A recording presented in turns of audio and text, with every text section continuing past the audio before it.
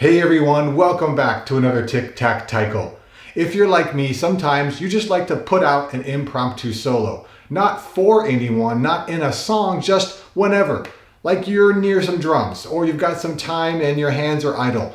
But over time you might find yourself in a rut, playing the same meter, using the same tempos. And so this week's video brings back the idea of random rhythms to create a framework to make those impromptu solos more fun.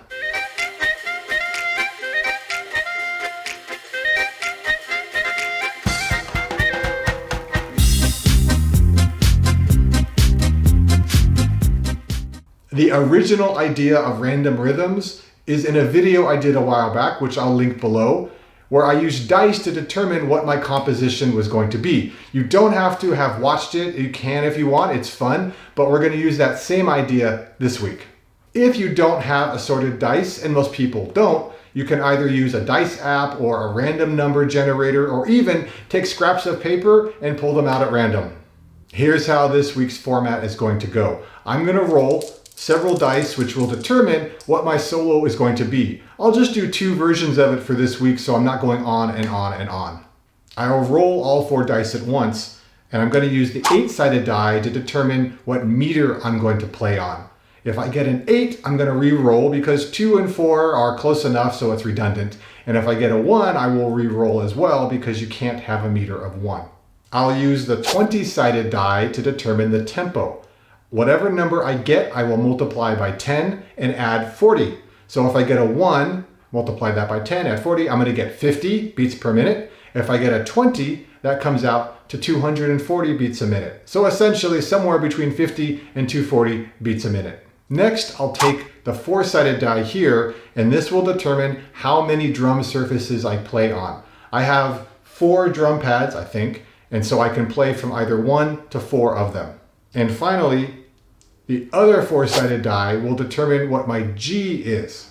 The metronome that I like to use is this little Boss Dr. Beat. It's a DB30. It has 9 preset rhythms, including a couple of different clave patterns, quarter note, 8th note, 16th note. It's got some upbeat patterns. It's got a triplet. It's got a swung triplet.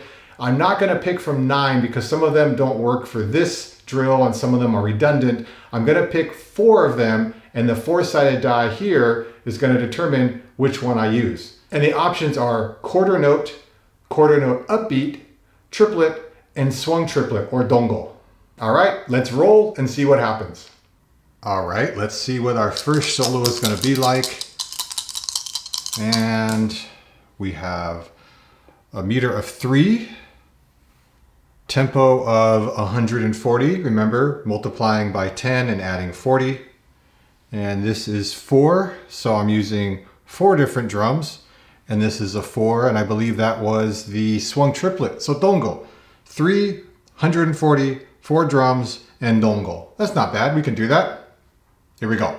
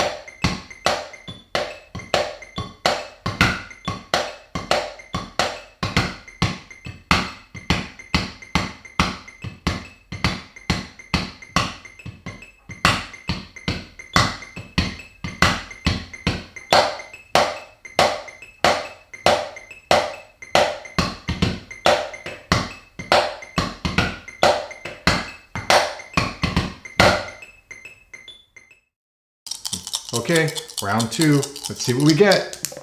Oops. Oh, meter of 5. That's my, I don't want to say least favorite, but it kind of is.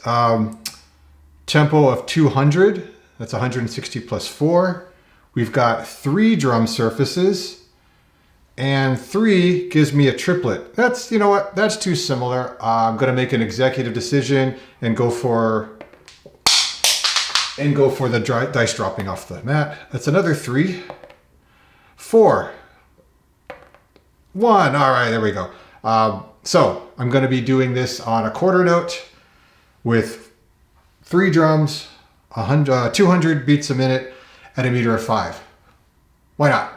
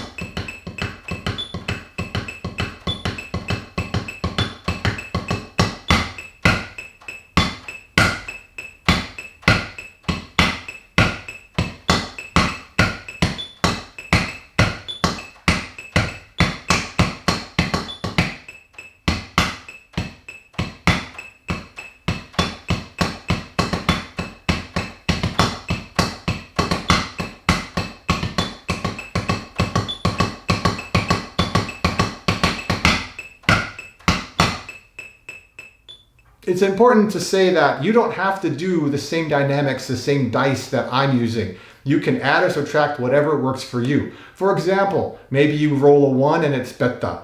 Roll a 2, it's naname. A 3, it's katsugi okero. Maybe you want something in there that affects the volume and dynamics. Maybe you take out the arrangement because you only have 1 drum pad. Whatever it is, you want to make the drill work for you. I really like the random rhythm method when it comes to impromptu solos. First of all, you don't have to spend brain power thinking about, oh, okay, which meter haven't I done in a while? What tempo do I want this time? No, you just let the dice or the numbers determine what you're going to do, and you do it. And all of you are totally capable of coming up with these arrangements without using dice or numbers. But even if you are creative, over time, you will start to stick to what's familiar and what's comfortable. That's what we do as humans.